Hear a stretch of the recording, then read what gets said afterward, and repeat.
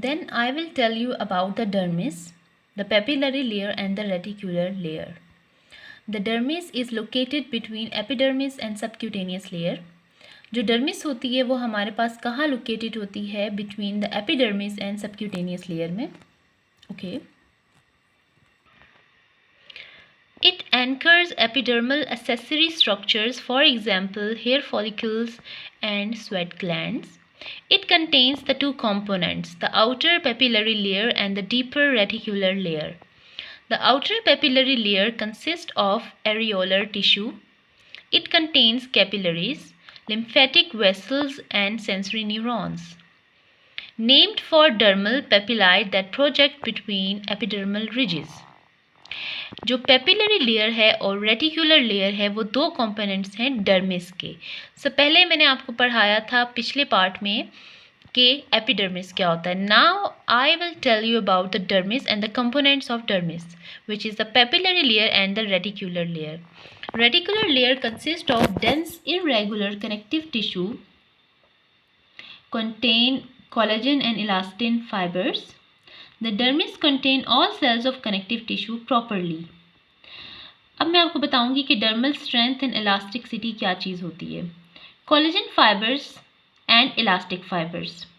Collagen fibers and elastic fibers जो है वो इन्वॉल्व होते हैं डर्मल की स्ट्रेंथ के लिए एंड इलास्टिसिटी के लिए. कोलेजन फाइबर्स जो होते हैं वो वेरी स्ट्रॉन्ग होते हैं, रेजिस्ट करते हैं स्ट्रेचिंग को, easily bent or twisted and limit flexibility to prevent tissue damage. ये ज़्यादा फ्लेक्सिबल नहीं करते सेल्स को या स्किन को. ठीक है. Collagen fibres. जो इलास्टिक फाइबर्स होते हैं वो परमिट करते हैं स्ट्रेचिंग को and then recoil to original length. It provide the flexibility. Fibers and water provide flexibility and resilience known as skin turgor. The factors which affects the skin damage are loss of skin turgor is caused by dehydration, reversible. अगर हमारी body में dehydration हो जाती है means पानी की कमी हो जाती है तो हमारी स्किन डैमेज होती है. एजिंग वक्त के साथ साथ ये तो नेचुरल प्रोसेस है कि जो जब एजिंग होती है तो रिंकल्स आते हैं. रिंकल्स कब आते हैं? जब डिहाइड्रेशन होती है और हमारी स्किन लॉस हो जाती है.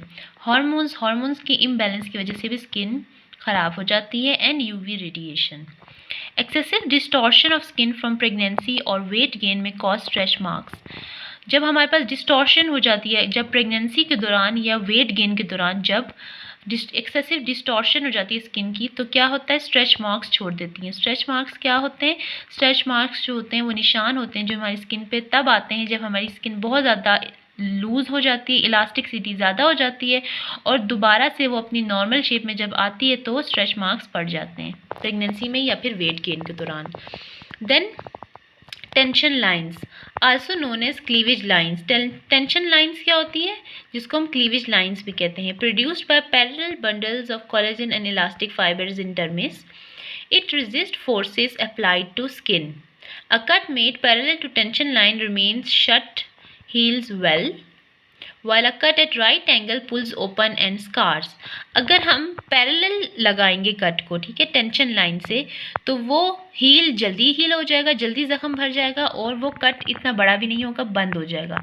लेकिन अगर हम कट को राइट एंगल पे लगाएंगे, राइट एंगल पे टेंशन लाइन के, तो वो क्या करेगा? कट पूरा ओपन हो जाएगा और स्कार भी छोड़ेगा. Then dermal blood and supply. cutaneous plexus, which is a deep network of arteries along the reticular layer. Subpapillary plexus, which is a network of small arteries in papillary layer. Capillaries drain into small veins that leads to larger veins in subcutaneous layer. And the contusion, which is the bruise caused by damage to blood vessels in dermis. Next is innervation of skin. Nerve fibers in skin can control blood flow. They can adjust gland secretion rates and monitor sensory receptors. Then you have the sensory receptors response. कि sensory receptors respond कब करते हैं? Sensory receptors respond to light touch, tactile corpuscles in dermal papillae, which is the mecenier, and deep pressure and vibration, which is the lamellar corpuscular in reticular layer, which is the pacinian. ठीक है। जब light touch होगा तो क्या होगा, tactile कॉर्पस्कुल जो होगा वो रिस्पॉन्ड करेगा, और डीप प्रेशर, और जब प्रेशर या वाइब्रेशन टच होगा तो लेमिलर कॉर्पस्कुलर जो है वो रिस्पॉन्ड करेगा।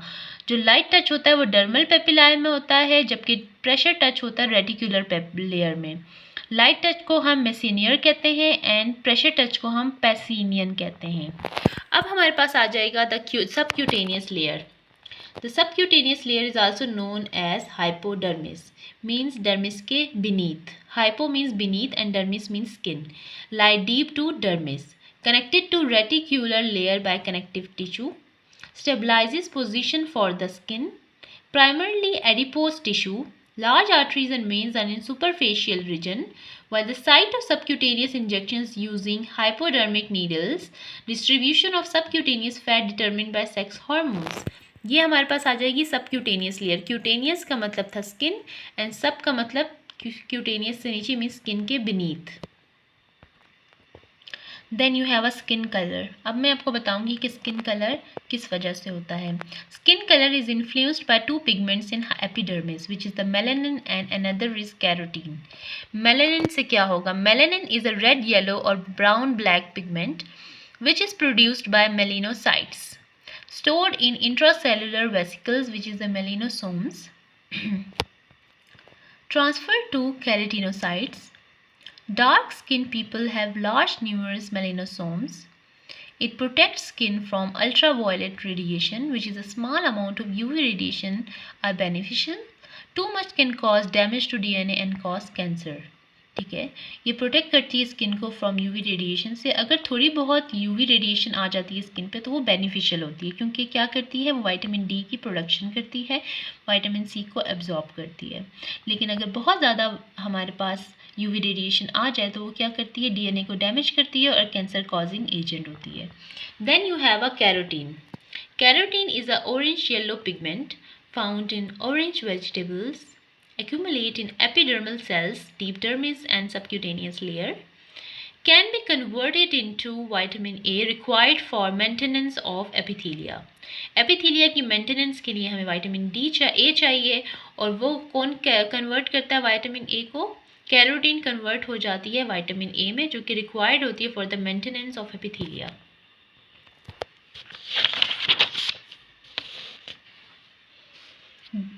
Okay, blood flow and oxygenation influence skin color. Hemoglobin is bright red when bound to oxygen. When blood vessels dilate from heat, skin reddens. हमारे पास क्या है, ब्लड फ्लो जो है वो बहुत इन्फ्लुएंस करती है हमारी स्किन कलर को। जब हमारी ब्लड वेसल्स डायलेट करती हैं हीट से तो वो क्या करती है, स्किन को रेड कर देती है। लेकिन जब ये डिक्रीज़ करती है ब्लड फ्लो टू स्किन तो स्किन हमारी पेल कलर की हो जाती है। ठीक है, haemoglobin is the bright red when bound to oxygen and when blood vessels dilate from heat skin reddens. When blood flow to skin decreases its skin pales. Hemoglobin turns dark red when oxygen is released.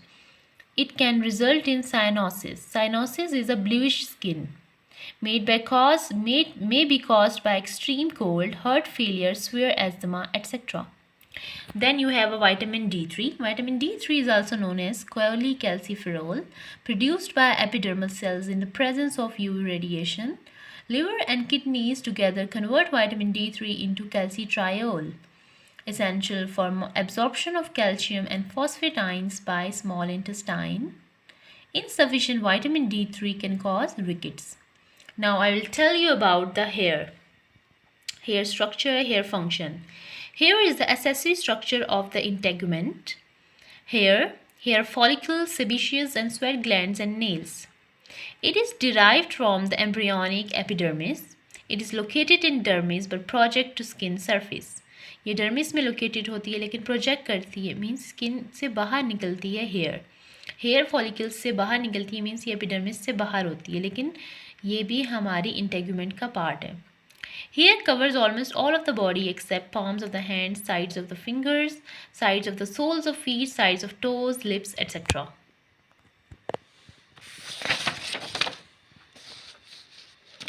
Then you have a function of hair. It protects and insulates. It guards opening from particles and insects. serve as sensory receptors. Hair follicles extend deep into dermis, produce non-living hair wrapped in a dense connective tissue sheet, and the base is surrounded by sensory nerves, root hair plexus. Erector pili muscle. It is the involuntary smooth muscle. Contraction causes hair to stand up. जब erector पिलाई muscle जब contract करती हैं तो hair क्या होते हैं, खड़े हो जाते हैं, जिसे हम गूज बम्प्स कहते हैं. ठीक है, गूज बम्प्स मीन्स जब उर्दू में भी कहा जाता है कि रोंगटे खड़े हो जाना, रोंगटे खड़े हो जाना. इसका मतलब ये होगा कि जो हमारे गूज बम्प्स हो जाना. ठीक है, ये किसकी वजह से होता है, एरेक्टर पिलाई मसल की वजह से. हमारी जो स्किन होती है वो कंट्रैक्ट करती है तो हेयर स्टैंड अप हो जाते हैं. Reasons of the hair, hair root portion that anchors it into skin and the hair shaft, upper part of the skin. Okay, here is the skin hair structure. Hair structure, ये hair structure है. Here is the cortex, medulla, cuticle, follicle hair structure. आप ये देख सकते हैं कि ये hair का structure है. ठीक है, एक hair का structure. medulla कहाँ है, सबसे अंदर medulla है, then cortex है, then cuticle है, follicle structure, connective tissue sheet. The medulla or the core of the hair contains a flexible soft keratin. The cortex contains thick layer of hard keratin which gives the hair its stiffness, and the cuticle is thin, very tough, and contains hard keratin. Then you have a follicle structure. Internal root sheet. It surrounds the hair root and the deeper portion of the shaft. The cells of this sheet disintegrate quickly, and this layer does not extend the entire length of the hair follicle. External root sheet. It extends from the skin surface to the hair matrix. Glassy membrane. It is a thickened clear layer wrapped in the dense connective tissue sheet of the follicle. Hair structure contains the medulla, which is the central core, cortex, which is the intermediate layer, and the cuticle, which is the surface layer. Okay, hair production का process कैसे होता है? Hair production begins at the hair bulb at the base of hair follicle. It surrounds the hair papillae, which is a connective tissue containing capillaries and the nerves. At the base of hair bulb, epithelia cells form a layer known as hair matrix, and the hair matrix produces hair as cells divide. Hair is pushed up and out of the skin. Then you have a hair growth cycle. How hairs are grown and shed. As hair grows, root is firmly attached to matrix of follicle. When follicle becomes inactive, growth stops, and called the club hair. New hair growth cycle begins, so follicle produces new hair, club hair is shed. जब follicles जो होते हैं new hair बनाते हैं तो club hair जो कि inactive हो जाते हैं और जिनकी ग्रोथ स्टॉप हो जाती है तो वो शेड कर जाते हैं, वो क्लब हेयर होते हैं. आपको मैं बता रही थी कि हेयर ग्रोथ का साइकिल कैसे होता है. जब हेयर ग्रो करते हैं तो रूट क्या करती है, अटैच हो जाती है मैट्रिक्स ऑफ द फॉलिकल के साथ. जब फॉलिकल इनएक्टिव हो जाते हैं तो ग्रोथ बंद हो जाती है और उसको हम कहते हैं क्लब हेयर. फॉलिकल्स जो होते हैं वो न्यू हेयर प्रोड्यूस करते हैं, जबकि क्लब हेयर क्या होते हैं, शेड कर जाते हैं, मीन्स गिर जाते हैं. Then you have a types of hair, which is the vellus hair, soft fine hair that covers most of the body surface. Terminal hair, which is the heavy pigmented hair on head, eyebrows and eyelashes. Other parts of the body after puberty. Terminal hairs के बारे में आपको बता रही हूँ. पहले था vellus hair, which is the soft fine hair जो कि कवर करती है most of the body को. Then terminal hair होते हैं जो कि heavy होते हैं, pigmented hair होते हैं, means dark color के होते हैं. On head पे होते हैं, eyebrows पे और eyelashes पे, और other parts of the body होते हैं after puberty. Skin hair color produces by melanocytes at hair matrix and determined by genes. Hair colour जो होता है वो आपकी जीन पर डिपेंड करता है. जैसे अंग्रेज़ होते हैं उनके ब्राउन होता है, वाइट होता है हेयर कलर, ग्रे होता है, लेकिन मोस्ट ऑफ द एशियंस के बालों का कलर ब्लैक होता है.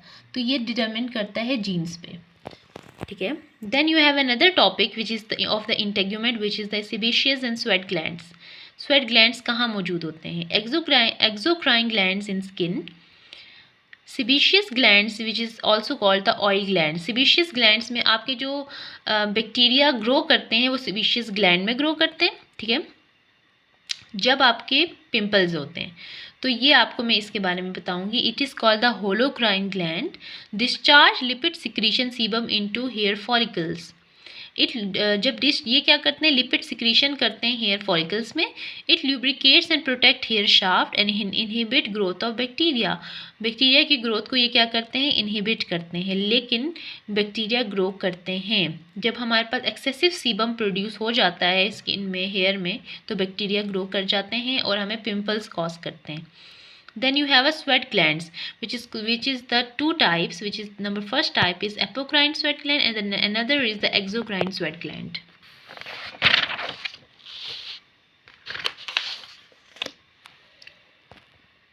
Types of sebaceous glands associated with hair follicles. Sebaceous follicles, large sebaceous glands not associated with hair, discharge sebum directly onto skin surface and located on face, back, chest, nipples and external genitalia. Then you have the apocrine sweat glands found in armpits. It secrete products into the hair follicles via merocrine secretion. Found in armpits, secrete products into hair follicles via merocrine secretion. It produces sticky, cloudy secretions, which is a nutrient source for bacteria, which causes odor, जो smell cause करते हैं हमारे armpits में. It's surrounded by myoepithelial cells, which squeezes secretion out of the glands in response to hormonal or nervous signals. Another is eccrine sweat glands, also called merocrine sweat glands. Coiled tubular glands that discharge directly onto the skin surface, widely distributed on body surface, especially on palm and soles. Secretions are, the functions include cooling surface of skin to reduce body temperature, excreting water and electrolytes, and providing protection from environmental hazards. Other integumentary glands, which is the mammary gland, produce milk. Ceruminous glands which produces the cerumen earwax. Earwax produce होता है ceruminous gland से. It prevents foreign particles from reaching the eardrum. अब मैं आपको बताऊंगी nails के बारे में, ठीक है, नेल्स किस बारे में, कि नेल्स क्या होता है, कैसा होता है और कहाँ से ग्रो करता है. Nails, protect tips of fingers and toes made of dead cells packed with keratin. ये डेड स्किन होती है, हमारी डेड सेल्स होते हैं जो केराटिन जिसको पैक कर लेता है. ये सारी डेड स्किन होती है, ठीक है, डेड सेल. तो हम नेल्स को क्यों काट देते हैं, क्योंकि नेल्स ग्रो करते हैं, मीन्स कि हमारी डेड सेल्स जो है वो ग्रो करते हैं, ये ग्रो करते हैं, उसको काटना हमारा फ़र्ज़ है, ठीक है, वरना हमारे नेल्स में बैक्टीरिया जमा हो जाएंगे और हम बीमार हो जाएंगे. Then nail body, which is a variable portion of nail, covers the nail bed.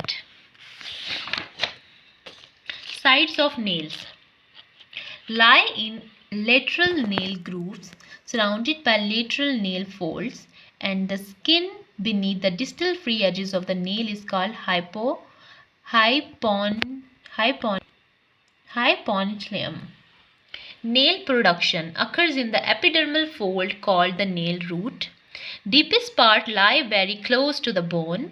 The visible nail emerges from the underpart of the nail root, which is known as eponychium cuticle. Near the root, blood vessels are obscured, producing a pale lanula, which is called the luna, means moon. ये मैंने आपकी एक superficial view बनाया finger का, ठीक है, nail का. Nail की जो डायरेक्शन ऑफ ग्रोथ है वो अपवर्ड होती है, ठीक है, डाउनवर्ड नहीं होती. ऑब्वियसली आपने देखी हुई है, आपके पास भी नेल्स हैं, तो नेल की जो ग्रोथ की डायरेक्शन होती है वो अपवर्ड होती है. फ्री एज यहाँ होगा. नेल बॉडी, ल्यून्यूला जो होती है वो हमारे पास वाइट स्किन होती है थोड़ी सी, जो नेल के ऊपर होती है. Then proximal nail fold, and ये हमारे पास क्या होगा, सुपरफिशियल व्यू होगा नेल का. Then you have the repair of the integument. Repair of integument following an injury. Bleeding, swelling and pain occurs. More mast cells trigger inflammatory response. A scab, dried blood clot stabilizes and protects the area. Macrophages clean the area and the fibroblasts and endothelial cells divide, producing granulation tissue. अब मैं आपको steps बताऊंगी। Number first step क्या है, जब हमारे पास repair of the integument होता है। रिपेयर ऑफ द इंटेगुमेंट का मतलब है कि स्किन कैसे रिपेयर करती है जब इन्फ्लेमेशन या पेन या इंजरी कॉज हो जाती है। नंबर फर्स्ट स्टेप ये है कि inflammation phase, bleeding occur at the site of injury immediately after the injury and mast cell in the region trigger inflammatory response. For example, आपको bleeding होती है, आपको आपके फॉरहेड पे इंजरी हो जाती है, तो क्या होगा, सबसे पहले ब्लीडिंग होगी, ठीक है, ब्लड निकलेगा। जब ब्लड निकलेगा तो मास्ट सेल्स जो हमारे बॉडी के अंदर होते हैं वो क्या करेंगे, इन्फ्लेमेटरी रिस्पॉन्स को ट्रिगर करेंगे, तो इन्फ्लेमेशन हो जाएगी। इर्द गिर्द क्या होगी, इन्फ्लेमेशन। नंबर सेकेंड फेज ये होगी migration phase. After several hours, a scab has formed and cells of stratum basale are migrating along the edges of the wound. जब कुछ घंटे गुजर जाएंगे तो क्या बन जाएगा, स्कैब बन जाएगा, एक कड़क सी झुल्ली आ जाएगी आपके इंजरी के ऊपर। और जो स्ट्रेटम बेसेल है, बेसेल का मतलब क्या है, सबसे अंदरूनी जिल्द, अंदरूनी मीन्स सबसे अंदर वाली जिल्द जो होगी वो क्या करेगी, माइग्रेट करेगी और वोंड के ऊपर आ जाएगी, ठीक है। Phagocytic cells are removing debris, जो फैगोसिटिक सेल्स आपकी बॉडी में होंगी वो आपके सारा कचरा जो होगा, वेस्ट होगा जो इंजरी का, वो रिमूव करेगी। And most of these cells are arriving with the circulating in the area. Clotting around the edges of the affected area partially isolate the region. Means जब आपके पास ब्लड क्लॉट कर जाएगा, जो आपके फॉरहेड पे इंजरी हुई है तो ब्लड क्लॉट कर जाएगा और वो आपका आइसोलेट करेगा। मीन्स कि वो आपको निशानदही कराएगा कि आपकी स्किन पे कहाँ पे इंजरी हुई है और कहाँ पे इंजरी नहीं हुई। Number third step is proliferation phase. About a week after the injury, the scab has been undermined by epidermal cells migrating over the collagen fiber meshwork produced by the fibroblast proliferation and activity. Phagocytic activity around the site has almost ended and fibrin clot is dissolving. Number third step ये है कि proliferation phase होगा। एक हफ्ते के बाद क्या होगा कि आपकी जो इंजरी होगी वो क्या करेगी, माइग्रेट कर जाएगी और कोलेजन फाइबर्स बनना स्टार्ट हो जाएंगे, फिब्रोब्लास्ट बनेंगे और आपका जो क्लॉट होगा वो डिज़ोल्व होना शुरू हो जाएगा। मींस ब्लड के अंदर ही वो क्लॉट डिज़ोल्व होना शुरू हो जाएगा फिब्रिन के थ्रू। नंबर फोर्थ ये है स्कैरिंग फेज। ऑब्वियसली आपको चोट लगी है तो निशान तो होगा। After several weeks the scab has been shed, जो स्कैब बना था सेकेंड फेज में वो शेड कर जाएगा एंड एपिडर्मिस कंप्लीट हो जाएगी, मींस स्किन दोबारा से बनना स्टार्ट हो जाएगी। A shallow depression marks the injury site but fibroblast in the dermis continue to create scar tissue that will gradually elevate the overlying epidermis.